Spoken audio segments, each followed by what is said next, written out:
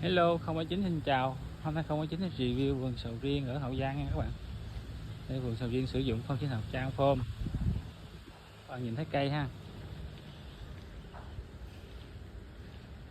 Cây lá rất là đẹp nha. Rất chững luôn. Và cây này thì đầu tháng 9 này mình sẽ làm bông nha các bạn. Làm bông bằng phân sinh học Trang Phôm luôn nha các bạn. Bạn thấy cây rất là tuyệt vời.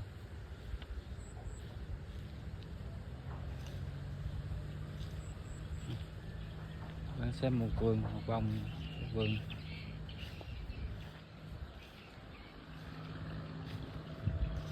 Quá đẹp luôn.